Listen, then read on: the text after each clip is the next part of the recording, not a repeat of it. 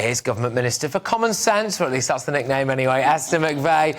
Esther, thank you very, very much for joining us. Great to have you on the show, much appreciated. Great to be back. It is, yes, exactly. It's been a little while since you've graced these studios, isn't it? But look, Rishi Sunak has refused to apologise, even after the parents of Brianna Ghey asked for an apology in response to his comments towards Keir Starmer. Was he right to refuse to apologise? I was watching PMQs and saw what happened, and the point was Rishi was making a point about all of the flip-flops, all of the U-turns that Keir Starmer had done, and then he said, as a matter of fact, Keir Starmer doesn't know what a woman is.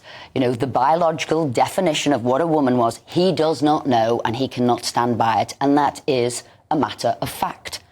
Totally separately, we have the issue of that terrible, terrible murder up in Cheshire, actually, and those two horrendous killers and what happened there. Now, this is a totally separate issue altogether, and I think it was crass that Keir Starmer should have tried to have brought the two issues together, totally separate, and therefore this was about saying a fact which the Prime Minister did, and he shouldn't be apologising for saying that because it was about Keir Starmer and that he doesn't know what a woman is. Yeah, one thing that stood out to me was that Keir Starmer said, well, today of all days, or this week of all weeks, we can't do... Well, that implies to me that he would chop and change what he thinks or what he says based on his watching. Because he was saying, well, you can't say that when Brianna's mum is up there. You know, you think, well, hang on a minute, a fact is a fact, so certainly when it comes to what a biological woman is, no?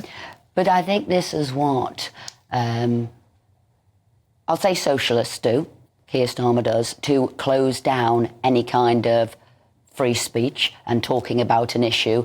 As I said, he brought two issues together, which was wrong, to try and close down a conversation about him not knowing what a woman was. And I think that is actually sinful. OK. It has been a bit of a gaffe-filled week, some would say, though, for Rishi Sunak, depending on which side you look at it. Do you think he's got the political nous to be Prime Minister? Do you think he's got the political nous to win an election? You know, betting on the Rwanda plan, for example. What do you mean? What are you trying to say? That he was in an interview and somebody said to him, would you put £1,000 or whatever is on a bet? And he's having a conversation. Are you closing down conversations? Because I'd say that was a jocular conversation. And I actually thought Rishi put his money where his mouth was. He's saying, I believe my plan will work, and yes, I would. Now, if we're saying people can't even have what I would have thought would be just a conversation with somebody, I bet you £250 or whatever, if you're saying we can't even do that, I think that's nonsense. I believe in free speech, freedom of expression, and I do believe that actually Rishi, unlike Keir Starmer, stands by what he believes. I think, this is a man, Keir Starmer, who was going to renationalise, now isn't, was going to get rid of student fees, now isn't, doesn't believe in Brexit, now he does, and we've got the biggest car crash for Labour, their flagship policy, 28 billion a year on their green, policy. He's now, today, saying he's not going to do it. Well, maybe he will, maybe he won't. You can't really trust him.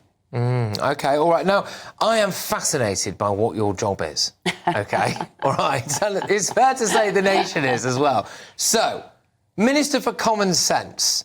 It's not the official title, is it? No. So the official title is Minister in the Cabinet Office without portfolio. Right. So this isn't a new job. It's been around since 1916. The Cabinet Office sort of started then. And the Cabinet Office, most people say, is like the engine room of government. It's where the oversight, coordination of policy is done. If government's got to deal with the crisis, that's done there. And also efficiency savings, reform, modernisation will be done there. And then things like looking at and overseeing all those arms length bodies. So that is the job. I don't have a portfolio, which means that I look across everybody's portfolio. So Ken Clarke had the job to David Cameron, and Peter Mandelson had the job for Tony Blair, who said it was the best job in government. What have you found? You've seen behind the curtain now. I mean, there's some things there. A shocking report 14 months ago, we found civil service was spending 1 million days a year collectively on equality and diversity training, for example, at a cost of 150 million quid to the British taxpayer. You brought in to stop this kind of stuff, were you? Mm-hmm. Yeah. So taxpayers are saying, and I absolutely agree with them, and I'm on their side, they're saying, we don't want to be paying for these ballooning away days, these courses, spurious courses. What we want to do is to make sure you are doing the job at hand. We want to have a value for money, and we want to make sure there isn't any waste. So I'll give you an example. So, 308 arm's length bodies, by the very name of them, they're arm's length. But I've written out to all of them to say, customer service, how are you looking after your customer? What are you doing? How quick is it to respond to something? How long do you take to actually reply to an issue and get a case sorted? And the other thing I'm doing, I'm working, and when I get that information back, I'll be dealing with it. Are they doing the job at hand? Has it slipped in their service from 2018? And bit by bit, I will scrutinise it, work with it, and get them to do some work. At the same time, councils...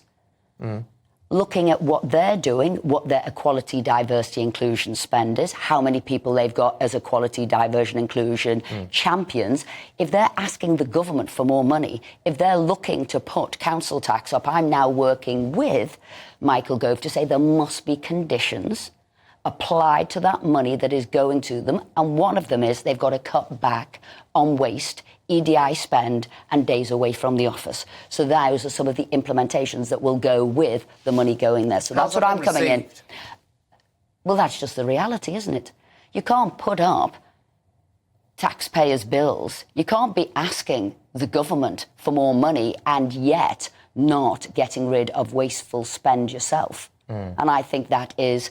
essential. So that's what I'm doing. So I'd say that is and I'm sure there will be, but in that regard, we are handing over extra support, as is the public. Therefore, in return, what we'd expect is any form of waste, not doing your job at hand, needs to go, because at the end of the day you should be serving your taxpayers, and that's what I'm doing. So I call that common sense, and I'm quite happy to wear the mantle of common sense. OK, yeah, and last week as well, we learned that civil servants apparently being taught that rolling their eyes at work is a microaggression. Oh. This is why I was asking about how it was received, right? Because it's one thing saying, which I think many people, certainly watching this show and listening to this show, will agree with you for, which is these things like equality and diversity inclusion training is a complete and utter waste of money in a lot of cases. But if you're also dealing with the kind of people who think that rolling their eyes is a microaggression, I mean, you've got to change a whole attitude of people, haven't you?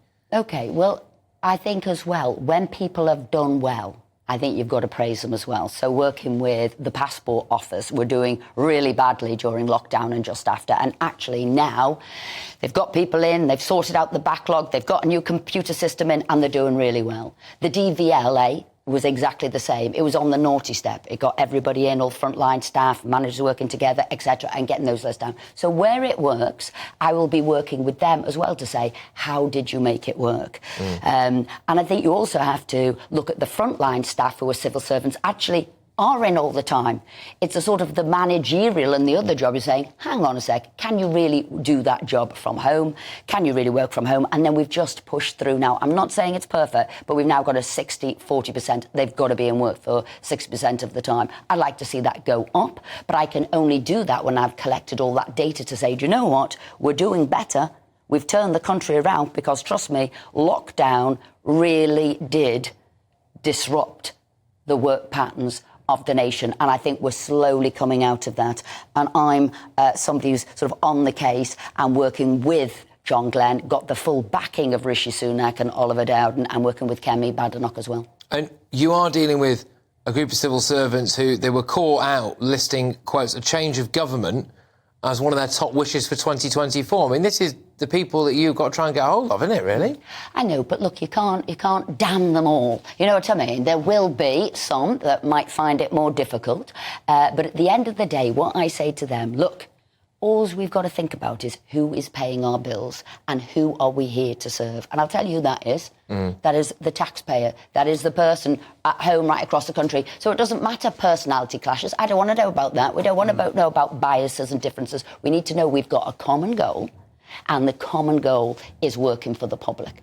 OK. Should Ed Miliband resign over Labour's U-turn on £28 billion green investment, do you think? I don't know, because who knows what Starmer will do next. Starmer could do another U-turn and he could be back in favour. If he was in government, I mean, it's unbelievable. Had to have gone for that. He would have had to have gone. That's his flagship policy. He would have been a minister, a serving minister. He would have had to have gone.